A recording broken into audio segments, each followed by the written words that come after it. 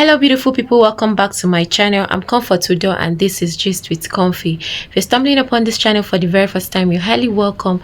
Do well to hit that red subscribe button and the post notification bell. In that way you always get notified anytime I post a new video. Welcome back to yet another video. Yeah guys, it has been a while I've not actually posted. I think it's over a year. Should I call it a year? Because I think the last time I posted was early last year, and since then I haven't had any opportunity, or let's say I haven't had chance to make any video or do any posts since then. But I came out to quickly do this one. Much later we're going to just gist when I am fully back on YouTube, because obviously I'll come back. So when I'm fully back online, we are going to have a proper conversation as to why I left and every other thing. But for now, I quickly came out to say something about the trending video of the young Ifunanya that just passed away on the 30th of January 2026. So as a result of snake bite. So it has been a sad one. I stumbled upon this post, I think on the 1st. Yeah, that's like some days back. I stumbled upon this post, and because of how consistent and how trending the gist is currently on social media, it got me wondering. And then what really prompted me to make this particular video is as a result of the last video I saw yesterday about the brother of Ifunanya coming out to tell us what actually happened.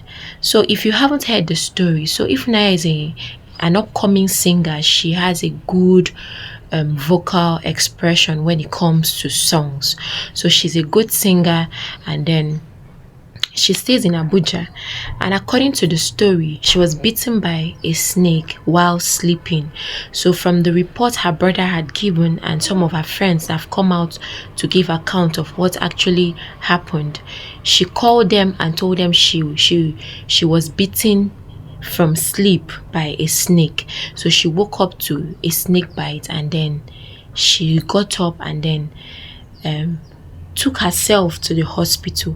And then before she took herself to the hospital, she did some form of face aid she thought would have helped by tying the area around the place she was bitten, and then she rushed to the hospital. But unfortunately, when she got to the first hospital, they didn't have anti-venom to give her, and then she proceeded to the second hospital, which happens to be a federal medical center in Abuja, and then she wasn't still given anti-venom from the report, but she was being given a drip. This is actually what motivated this video. I think some weeks ago I was speaking to some persons about face aid, and I told them that face aid is one thing to be in a situation that you need face aid, and it's another thing for the people around you to be able to administer the particular face aid that will be able to help in that particular situation. It is sad that she got to the hospital. Here we are again. Nigerian hospital have failed us again. Nigeria has failed us again. A promising 25-year-old young lady has gone again.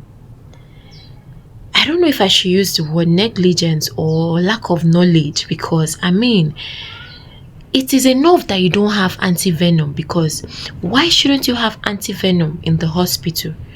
You know, one thing about Nigerians, or one thing about some of us, we believe that safety God is overall. Yes, God is overall, but when it comes to safety, you have to take safety very important, because anything could happen and somebody needs urgent attention.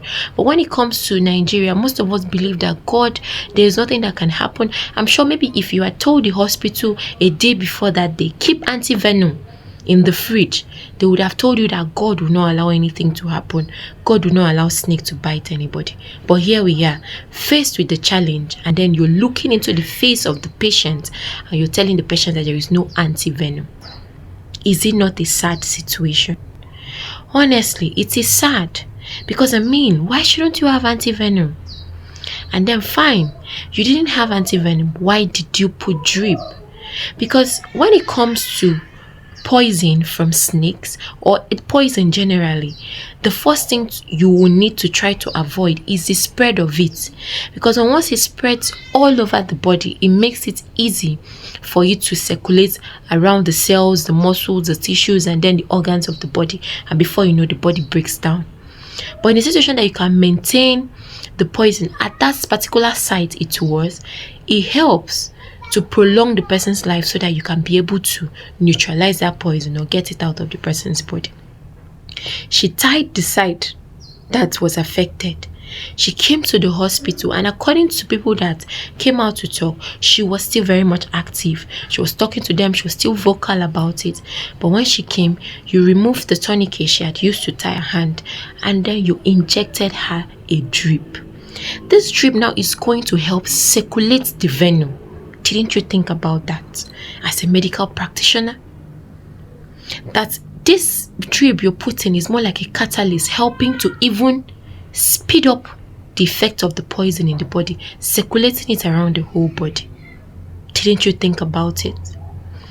It's sad that most of the times when we are in situations that we need help, we are faced with people that doesn't even have the knowledge about what to do, and then they will help worsen the case. It's enough that you don't have antivenom, which is so sad. Why will you not have antivenom? Why won't a hospital have antivenom? The politicians that are sponsoring these hospitals, our leaders that are sponsoring these hospitals and maintaining these hospitals, are you not supposed to provide antivenom? Tomorrow now, okay, now this one we've lost somebody to snake. Tomorrow, do you know who dog will bite? And we're looking for anti-rabies, and then we've not seen. The whole hospital will tell you there's no anti-rabies. You cannot help a situation that was brought to you. This lady had the courage and boldness to transport herself down there, hoping she was going to be fine. But her case was worsened. Is it not enough that you don't have these things to remedy the situation? Why then do you worsen it by injecting her drip? To do what? So that it will not be like you didn't do anything? Or so that the bill will increase? Why? And then our politicians, rather than making sure that we fund these hospitals to have things in place, we are there running politics. 2027 is coming. Yes, election year. We're going to come up with manifestos. We're going to come up with a lot of things. And then people will come out and vote. And then before we know, we'll get into power. And then nothing still happens. We've lost a life. A promising young person. We've lost a life to lack of provision for emergency. We've lost a life to no antivenom in the hospital. So what am I saying in essence? It's sad that every time we keep coming out to talk about things like this, and then there is no solution. Tomorrow another thing it will happen to another person. Who knows who's going to be next? But I pray that we shouldn't fall a victim of things like this. You know, most of the times we used to say Nigeria don't do us. This one, Nigeria don't do how. Honestly, it can be anybody. You will not believe that sometimes you might enter hospitals and something like oxygen is not there. They don't have oxygen. Emergency could come now, which demands oxygen, and that's when they'll be looking for a way to go and fill cylinder, do this or that, and before you know, we've lost a life. And then in the hospitals, there should be trained personnel, people that are able to handle issues, not those ones that doesn't even know what to do. Why should drip come to your mind when we're talking about a case of a snake bite and poison has been injected into the person's body by the snake, and then you're talking about a drip? That was how I heard the other time that somebody was electrocuted, and the first thing those people that were there to administer first aid to did was to pour water on the person. If you're pouring water on the person that was electrocuted, what are you doing? You're helping the person to go well. So I pray we have trained personnel. I pray that when we're faced with challenges, we shouldn't be in the midst of people that are going to even help to lead the person to the early grave.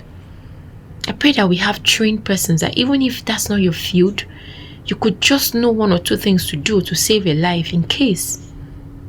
It's sad that this young girl had to go. But I just pray there will be a change in the system. But please, most especially, professionals, You are called a professional for a reason. Don't be about the money. Don't be about the bill you're going to give to person. Be about the quality of services you're going to give to them.